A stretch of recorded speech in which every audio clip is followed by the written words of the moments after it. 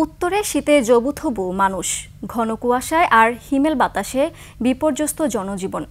ঠাকুরগাঁও শহরের চৌরাস্তা এলাকায় আছেন সহকর্মী SM জসিম। তার কাছে শুনবো শীতের খবর। জসিম, ঠাকুরগাঁও শহরের শীতের খবর সম্পর্কে জানাবেন আমাদের। আপনাকে ধন্যবাদ। আমি এখন দাঁড়িয়ে আছি ঠাকুরগাঁও শহরের প্রাণকেন্দ্র চৌরাস্তা প্রাঙ্গণে। আপনাকে জানাতে চাই যে ঠাকুরগাঁও শহরে, ঠাকুরগাঁও জেলায় গত এক সপ্তাহ থেকে প্রবল শৈত্যপ্রবাহ বয়ে যাচ্ছে এবং গত 3 দিন থেকে রাতে গুড়ি গুড়ি বৃষ্টির ন্যায় কুয়াশা ঝরছে এবং এই প্রচণ্ড কুয়াশা এবং হিমেল বাতাসে সাধারণ মানুষ বিপর্যস্ত হয়ে পড়েছে। বিশেষ করে এখন আমাদের জেলায় আলু আবাদের মৌসুম চলছে। কৃষকেরা এই ঘন কুয়াশার কারণে এই আলুর গোড়া পচা রোগের আশঙ্কায় তারা এখন কীটনাশক, ছত্রাকনাশক ব্যবহার করছে। তারা আশঙ্কা করছে যে এই সময় যদি আলুর গোড়া পচা রোগ দেখা দেয় তাহলে তাদের প্রচুর খরচ হবে এবং তারা এইও আশঙ্কা করছে যে এই বেশি যদি কুয়াশা হয় এবং এই বেশি যদি ছত্রাকনাশক ব্যবহার করতে হয় তাহলে তাদের উৎপাদন খরচ বেশি হবে।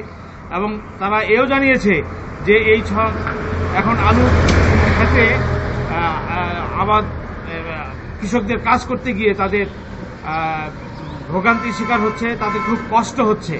সেই সাথে সাধারণ মানুষ জানিয়েছে যে তারা এখন সরকারিভাবে তেমন বরাদ্দ পায়নি, কম্বল পায়নি।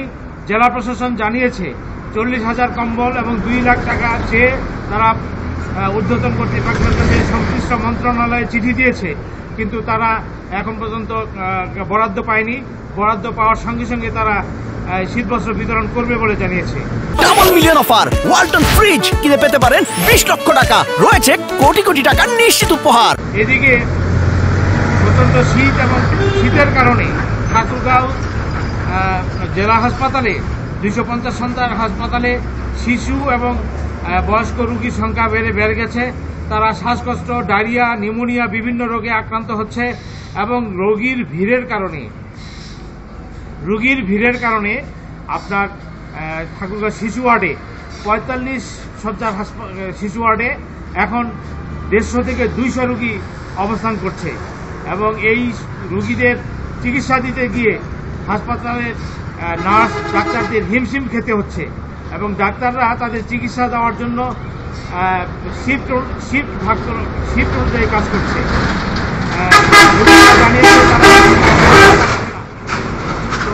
এই ছিল ঠাকুরগাঁয়ের শীতের শেষ খবর।